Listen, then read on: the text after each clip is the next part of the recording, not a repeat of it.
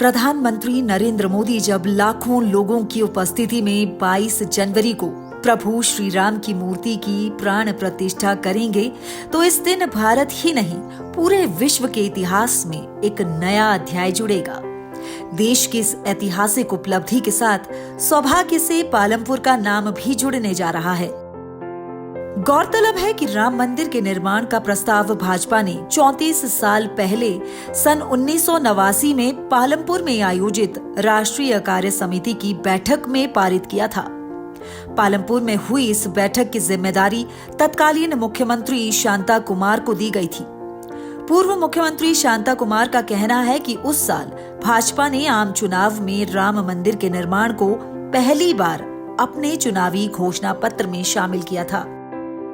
500 वर्षों के लगातार संघर्ष के बाद, बहुत से लोगों के बलिदान के बाद और लगभग 100 साल की लंबी मुकदमेबाजी के बाद अयोध्या में राम मंदिर का शुभारंभ 22 जनवरी को हो रहा है। मेरा सौभाग्य है, पालमपुर का सौभाग्य है और हिमाचल का सौभाग्य है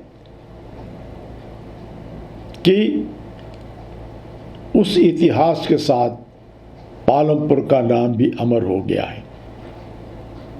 मैं विशेष रूप से कहना चाहता हूँ, 500 वर्षों में कई बार कोशिश हुई, 500 सालों में कई संघर्ष हुए, लेकिन राम मंदिर बनाने के लिए अंतिम सफल संघर्ष, राम मंदिर बनाने के लिए अंतिम सफल संघर्ष पालमपुर से शुरू हुआ था।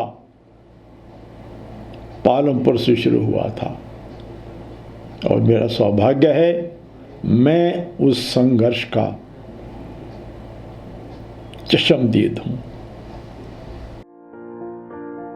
पुरानी यादों को ताजा करते हुए पूर्व मुख्यमंत्री शांता कुमार ने कहा कि कार्य समिति की बैठक के दौरान सभी को पहाड़ी संस्कृति से रूबरू करवाने के लिए उन्होंने अपने घर पर ही कांगड़ी धाम और कई अन्य तरह के व्यंजन तैयार करवाए थे।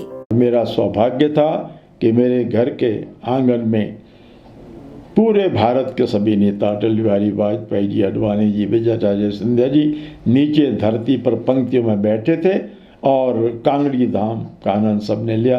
उसके बाद जब भी राष्ट्रीय कार्य समिति की बैठक होती थी, सभी सदस्य मुझे कहते थे बड़ा आनंद आया पालमपुर में आने का, और सबसे बड़ा आनंद हमको धाम खाने का, पत्रों में खाना खाने का आया था।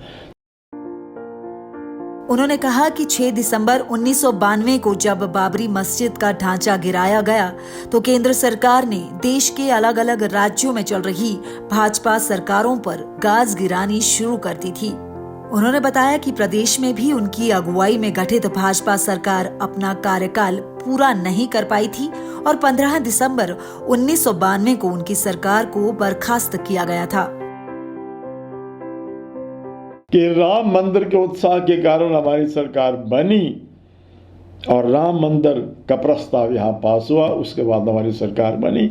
लेकिन फिर जब 6 दिसंबर 1992 को अयोध्या का ढांचा तोड़ा गया तो भाजपा की चार सरकारों को तोड़ा और हमारी सरकार भी उस वक्त भंग कर दी गई थी।